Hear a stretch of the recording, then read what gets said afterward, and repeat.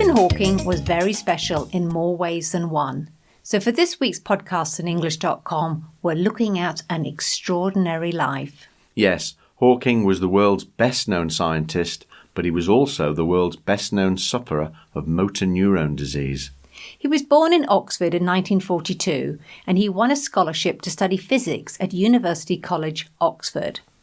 He obtained a first-class degree in 1962 and went on to Cambridge University to do a postgraduate course in physics and cosmology. And it was while at Cambridge that he was diagnosed with a form of motor neuron disease, ALS, and this was in 1963, shortly after his 21st birthday. Doctors expected him to live for only 2 more years, but both he and his girlfriend Jane refused to be daunted by the fact that Stephen had just been diagnosed with a terminal disease. They married 2 years later and had 3 children. In fact, as we all know, Hawking went on to live for another 55 years and died at the age of 76. He once said, "Although there was a cloud hanging over my future, I found, to my surprise, that I was enjoying life in the present more than before. I began to make progress with my research." He also declared, "My goal is simple. It is a complete understanding of the universe, why it is as it is, and why it exists at all." So obviously an extremely intelligent and determined man. But why did he become so famous? Well, firstly, it was because of his research on black holes, the Big Bang, and how the universe began. But Richard, that was all in the academic world while he was doing his research. Yes, he actually shot to stardom, as far as the public were concerned, with the publication of his book, A Brief History of Time, From the Big Bang to Black Holes.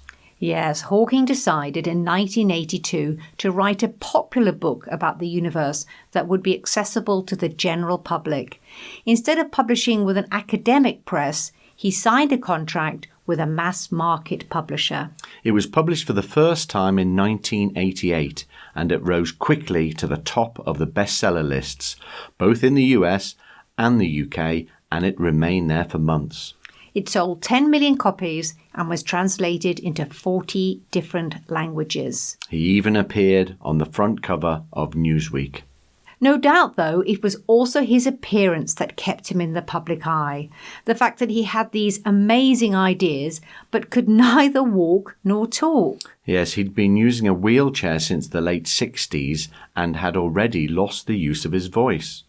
He used a computer program to speak for him, although for some reason he was given an American accent. Towards the end of his life, with mobility increasingly reduced, more sophisticated technology was used to translate his brain patterns or facial expressions into words. But perhaps, along with the image of Hawking lopsided in his chair, there is the one of him floating. Yeah, in 2006, Hawking revealed in a BBC interview that one of his greatest unfulfilled desires was to travel to space. On hearing this, Richard Branson offered a free flight into space with Virgin Galactic, which of course Hawking immediately accepted. Now Stephen Hawking is among the things that he loved the most. The stars.